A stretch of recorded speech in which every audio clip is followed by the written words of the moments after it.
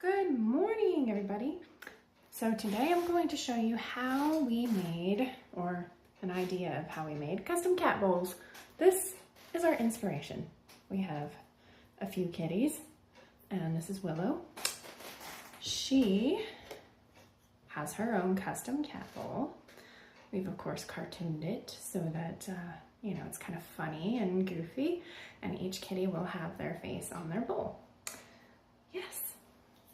Now, we started out where Townsend made a round dish and then pinched it and shaped it. So pressed it in while it was still wet and made the little cheeks and all of that. So this is bisqueware, which has been fired already and is ready to be glazed. So now I'm going to draw my stencil of, basic idea of what I'm gonna paint on this cat. This is going to be Gary. When I'm stenciling in any art that I'm doing, especially things on either watercolor paper or even this bisqueware, I don't use a regular eraser from a pencil when I remove anything from the place here on the bisqueware. I actually use the kneadable erasers because it doesn't leave a lot of dust or anything behind, and it doesn't leave marks, so you can easily press it down or roll it and just get the little bit of lead off of or graphite, not necessarily lead, but graphite off of there without leaving marks. So that's just a tip that I have found helpful. Okay, so here we start out. It's nice to have a reference photo. So I took a picture of Gary and then I cartooned him. So I used an app. I think I just used the basic, Chat GPT app, uploaded it and asked it to make him a cartoon. So now he's a cartoon cat, and it gives me a nice reference photo to go off of.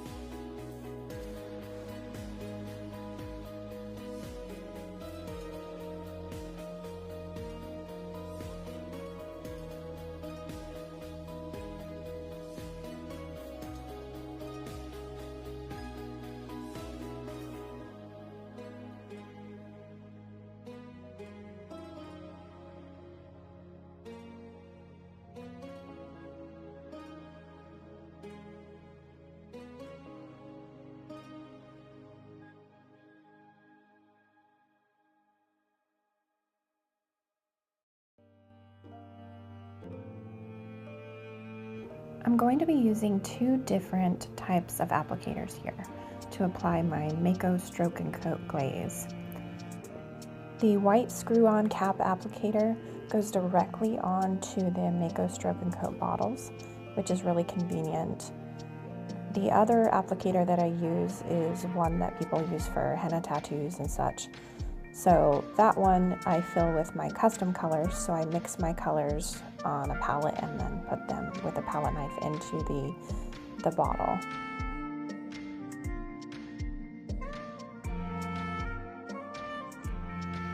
I like to begin with my lighter colors and then work my way into the darker colors and then the final outline of the cat. And then of course the whiskers that go over the black lines of the cat.